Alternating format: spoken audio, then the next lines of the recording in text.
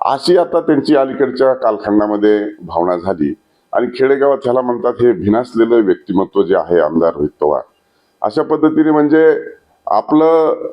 आपण केलेलं ते बरोबर आणि दुसऱ्यांनी केलं ते चुकीचं. अनेक लोकांच्या बरोबर त्यांचे हे व्हिडिओज प्रसारित झालेले आहेत. आणि साधारणपणे त्यांनी 2 गोष्टीवरती चर्चा केली की त्यांना पासपोर्ट आणि पासपोर्ट कसा मिळाला.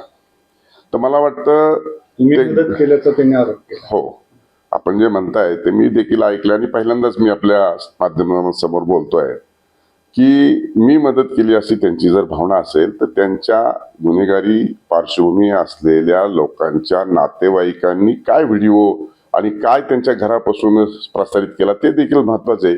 की त्यांनी सरळ त्यांचं नाव घेतलंय की आमदार रोहित पवारांच्या माध्यमातून अनिल देशमुखांनी मदत केली. आम्हाला 2020 साली हा पासपोर्ट मिळालेला आणि त्या पासपोर्टच्या आधारे आता ते बाहेरच्या देशात गेलेले.